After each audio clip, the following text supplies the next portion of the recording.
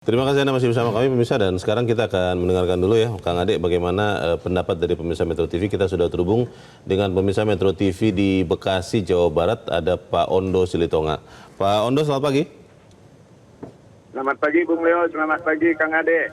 Selamat pagi Pak Ondo. Bagaimana Pak, ini kita boleh tidak berikan amnesti untuk yang meminta, tapi kali ini koruptor nih, bagaimana Pak Ondo? Wah, itu luar biasa. Saya sangat-sangat tidak setuju. Ini bukan buat koruptor, bukan buat koruptor itu amnesti, tapi itu buat orang-orang pelaku politik yang melanggar ketentuan negara.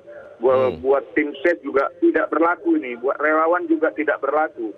Pak Prabowo itu selalu mengatakan siap dikritik. Saya mau mengkritik ini Bung Leo, soal retret itu banyak menghabiskan uang. Tapi faktanya banyak para pembantu-pembantunya tidak cerdas berkomunikasi. Ada yang bilang masak aja lah, ada yang bilang mbahmu bisa bikin tanah, ada yang bilang kabur saja, jangan balik lagi. Ini si Noel yang ngomong. Orang sudah seperti itu, setelah kena OTT malah mau mempermalukan Prabowo lagi. Dia bilang mau minta amnesti. Emang enak, emang itu barang dagangan jalanan itu diminta-minta. Saya yakin Pak Prabowo tidak akan memberikan amnesti. Bila diberikan, tidak perlu teriak-teriak lagi basmi korupsi sampai ke Antartika. Karena orang dekatnya sendiri telah mengkhianati. Saya mau nih, Depnaker itu harus bersih-bersih. Eselon-eselon yang sudah karatan di sana dievaluasi, diganti. Udah saatnya sudah saatnya ini pembuktian terbalik diberlakukan. Dilihat tuh eselon yang kaya itu harus diperiksa. Dan tunggu apa lagi? Segerakan undang-undang perampasan aset. Demikian, Bung Leo. Baik.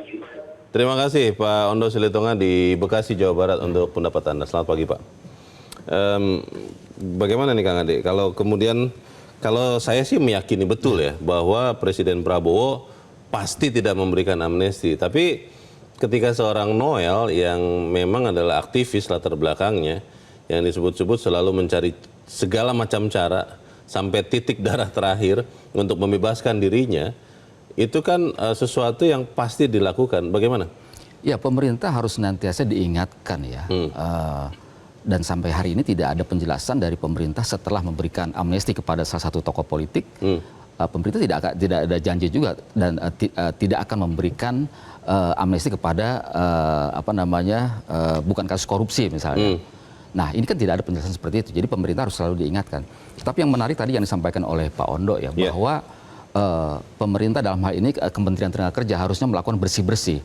Kalau saya lihat kalau kita flashback ke belakang, sejak tahun 2011 kasus korupsi di Kemenaker itu sudah ada. 2011, 2012, 2013, 2011, 2012 sampai kemudian 2025. Itu menteri dan wakil menterinya beda ya? Beda. Bukan yang ini kan? Bukan. Nah, ketika 2011 misalnya, ya kasus dana percepatan pembangunan infrastruktur, atau dikenal juga kasus kardus durian, itu kan ditemukan 1,5 M, gitu kan? Dan itu sampai hari ini itu tidak ada kejelasan dari KPK apakah kasusnya di SP3 atau tidak itu kasus kardus durian. Meskipun beberapa direkturnya menjadi terdakwa, sudah divonis, dan vonisnya pun di bawah 5 tahun ya seperti ringan, itu. Ya?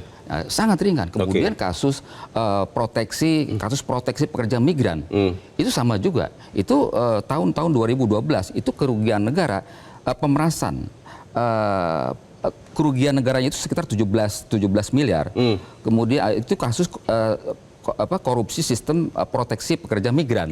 Kemudian yang ketiga ada kasus pemerasan tenaga kerja asing. Nah, itu dana yang terkumpul dari para pekerja asing itu 53 miliar. Dan pada zaman Prabowo ini, zaman Menteri Tenaga Kerjanya Yasir ini ada 2 kasus.